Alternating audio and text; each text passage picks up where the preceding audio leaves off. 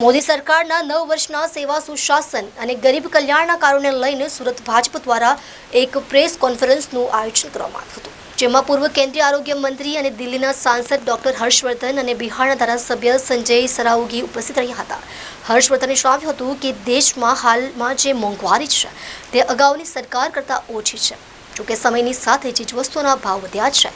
તેમ જણાવતા ઉમેર્યું કે વિશ્વભરમાં વડાપ્રધાન નરેન્દ્ર મોદીની પ્રસિદ્ધિ વિવેકાનંદ અને ગાંધીજી જેટલી જ છે। કેન્દ્ર સરકારના સેવા સુશાસન અને ગરીબ કલ્યાણના 9 વર્ષ પૂરા થતા અલગ અલગ કાર્યક્રમોનું આયોજન કરવામાં આવશે।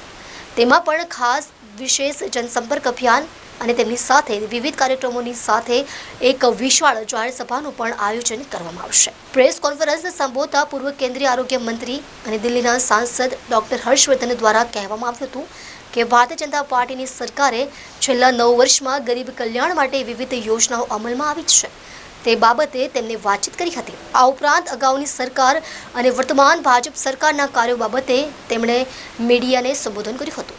દિલ્હીના સાંસદ ડોક્ટર હર્ષવર્ધન દ્વારા એવું પણ કહેવામાં આવ્યું હતું કે અટલ બિહારી વાજપેયી કરતાં પણ વડાપ્રધાન નરેન્દ્ર મોદીની પ્રસિદ્ધિ વધારે છે। मैं सभी का स्वागत करता हूं और अभी पिछले विधानसभा में मार्च में उस ब्रिज के बारे में उसमें इतना भ्रष्टाचार हो रहा था, रूलिंग पार्टी के वहाँ एमएलए थे, उन्होंने उठाया था मामले को।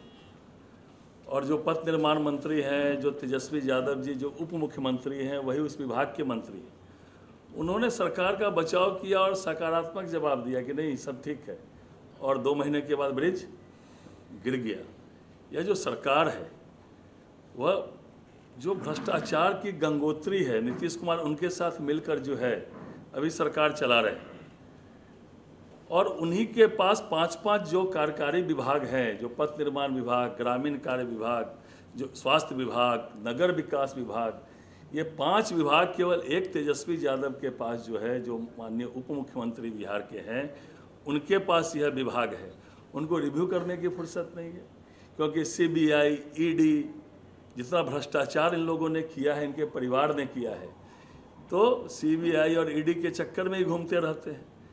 तो यह, और जब इसका एक पार्ट गिरा था 1 साल पहले, तो उस समय इसकी जांच की गई थी, और जांच में जो खामियां था उसके रिपोर्ट आया, और बिना उस रिपोर्ट पर कार्रवाई किए हुए उन्होंने फिर से उसको जो है सिंगला कंपनी को फिर से निर्माण की अनुमति दे दी, और अभी वो 1700 करोड़ का ब्रिज ऐसे धराशायी हुआ है। तो जो हम लोग को जो पहले की जो सरकार थी 17-18 साल पहले, जो 15 साल लालू यादव और उसके परिवार ने राज किया, फिर से बिहार उसी भ्रष्टाचारियों के हाथ में है। इसलिए पूरे बिहार में भ्रष्टाचार व्याप्त है। पंचायत से लेकर राज्य स्तर पर कोई भी काम, या पंचायत में हो, या ब्लॉक में हो, या जिला मुख्यालय में हो, या प्रदेश में हो, बिना घूस दिए हुए कोई काम नहीं हो रहा। आम जनता वहाँ त्रस्त है, और पैरेलल शराब की पैरेलल इकोनॉमी वहाँ चल रही है। शराबबंदी देखने के लिए बिहार में है, दिखावट के लिए बिहार में है, लेकिन पैरेलल इकोनॉमी शराब माफिया की चल रही है। आप लोग को आंकड़े होंगे, कई लाख लीटर शराब पकड़े जा रहे, ट्रक के ट्रक शराब पकड़े जा रहे हैं। तो शराब माफिया पैरेलल इकोनॉमी बिहार में खड़ा किया हुआ है। ये सरकार जो है फिर से वही लालू राबड़ी का जो जंगल राज था उसी के साथ मिलकर सरकार चला रही है। इसलिए वहाँ भ्रष्टाचार की गंगोत्री है, और लगातार पुल गिर रहा है, अस्पतालों की वही खराब हालत हो गई है, सभी जगह यही हालत है। कर देते हैं, और फिर हमने देखा कि उस प्रोग्राम का एक वो इम्प्लीमेंटेशन मॉडल बना देते हैं, और फिर उस इम्प्लीमेंटेशन को कराने के लिए वो खाली सरकार की व्यवस्था को नहीं लगाते हैं, वो नीचे तक पार्टी के छोटे से छोटे कार्यकर्ता को भी उस योजना के अंदर इन्वॉल्व कर देते हैं। और आज उसी का परिणाम है कि जो उन्होंने संकल्प 15 अगस्त 2014 को पहली बार अपने पुराने फर्स्ट भाषण में कुछ बातें अगर हम उनकी उस भाषण से ही शुरू करके याद करें, तो पहली बार किसी प्रधानमंत्री को ध्यान आया कि इस देश के अंदर जो है अभी भी जो है इतने सारे गांव हैं, 18,000, जहां बिजली नहीं पहुंची है, इस देश में महिला के लिए कितनी कष्टदायक स्थिति है कि वो सूरज छुपने का इंतज़ार करती है अपनी कॉल ऑफ नेचर के लिए। और इस देश में आज भी ये गरीब आदमी, उसके लिए कोई फाइनेंशियल इंक्लूजन की सुविधा नहीं है। उस समय इस देश में किसी को समझ में नहीं आता था ये फाइनेंशियल इंक्लूजन क्या है। और हम देखते थे कि कैबिनेट में इतना क्लोजली वो मॉनिटर करते थे क्या बच्चियों के स्कूल के अंदर टॉयलेट बना है कि नहीं बना है। और अगले साल 15 अगस्त तक हिंदुस्तान के हर स्कूल में बच्चियों के लिए अलग से टॉयलेट बन गया था। आज तो वो 12 करोड़ टॉयलेट्स बन गए। 26 जनवरी जब आई थी 2015 में, तो Guinness book of world record के अंदर जो है हमारा फाइनेंशियल इंक्लूजन का, जन धन का जो है रिकॉर्ड बन चुका था। और आज तो खैर 48-49 करोड़ जो है जनधन के खाते। उस समय समझ में नहीं आता था कि एक गरीब आदमी को खाता मिल जाएगा तो इस खाते से क्या होगा उसका। क्योंकि इसी देश में एक प्रधानमंत्री ने एक समय में कहा था कि गरीब आदमी को 1 रुपया भेजते हैं 15 पैसा ही पहुंचता है। कहना तो आसान था, सॉल्यूशन लेकिन निकालने का काम जो है उसके लिए उस सोच के हिसाब से काम अपना प्लान करना। और सोचिए कि नया नया प्रधानमंत्री बनकर इतने बड़े विजन के साथ सोचे और काम करे।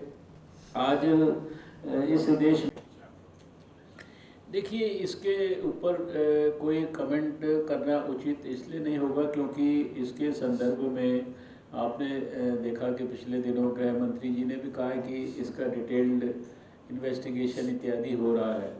और जो डायरेक्टली हमारे डोमेन का विषय भी नहीं है और जिसमें जांच चल रही हो, तो उसमें कोई बीच में कोई भी राजनेता आके कोई भी कमेंट करे वो उचित नहीं होगा। वो कमेंट क्या हो that is not important, but I think जब तक जांच इत्यादि पूरी तरह से कंप्लीट नहीं हो जाती है और औपचारिक तौर पर उसकी जनता के डोमेन में घोषणा नहीं हो जाती है, उसके पहले तो किसी का भी कोई कमेंट करना मेरे हिसाब से बेमायनी है। लेकिन डॉक्टर साहब, बीजेपी विरोधी जितने भी दल हैं, चाहे जो भी लोग हैं, जाके वहाँ उनका समर्थन कर रहे हैं, बीजेपी के खिलाफ बोल रहे हैं। देखिए, अब ऐसा है कि आप ये देख रहे हैं कि जो प्रधानमंत्री मोदी जी हैं, इनकी 9 साल में मतलब जो इमेज है या उनकी जो सिंसियरिटी है या उनका जो कमिटमेंट है, उस पर कोई किसी तरह का क्वेश्चन मार्क जो कम से कम एक एवरेज इंडियन है वो नहीं लगा पाया है। और लगातार वो एक के बाद एक चुनाव जो है, कोई एक आध अपवाद को आप छोड़ दें तो वो बराबर जीत रहे हैं। उनकी पॉपुलैरिटी मासेस में, देश में विदेश में बनी हुई है। अब ऑपोजिशन को अगर मान लीजिए अपनी पार्टीज को जीवित रखना है तो उन्हें भी कोई ना कोई इश्यूज़ के ऊपर जो है, मैं किसी इशू के संदर्भ में कोई कमेंट नहीं कर रहा, लेकिन अपोजिशन पार्टीज अपना काम कर रही है। हमारा धर्म और हमारा जो कर्तव्य है और हमारा जो राष्ट्र धर्म है, मोदी जी के लिए और मोदी जी से प्रेरणा लेके या हमारे को जो अपने दीनदयाल उपाध्याय जी जैसे और दूसरे बड़े अटल जी सरीखे नेताओं से, अडवाणी जी सरीखे नेताओं से जो प्रेरणा मिलती है, हम देश के लिए जो हमें करना है। आज अमृत काल की प्रधानमंत्री जी बात कर रहे हैं, वो 2047 की बात कर रहे हैं, लोगों को उसके अंदर इन्वॉल्व करने की बात कर रहे हैं, उसके लिए इंस्पिरेशन दे रहे हैं। मैंने कहा कि उनसे बड़ा कोई इंस्पिरेशनल फिगर नहीं है आज के यूथ के लिए। तो हम हमारा कर्तव्य निभा रहे हैं। वो उनको जो अपनी पार्टी के नाते जो उनको लगता है कि शायद यह एक रास्ता हो सकता है, तो वो सारे ऐसे रास्ते खोज के कर रहे हैं। मैं किसी को कोई ब्लेम नहीं करता, वो अपना काम कर रहे हैं। हमारे को राष्ट्र निर्माण का काम करना है और देश के नौजवानों के भविष्य के लिए काम करना है, वो हम लोग कर रहे हैं अपने तरीके से। अरविंद राठौड़, एबीसी न्यूज़ गुजरात, सूरत।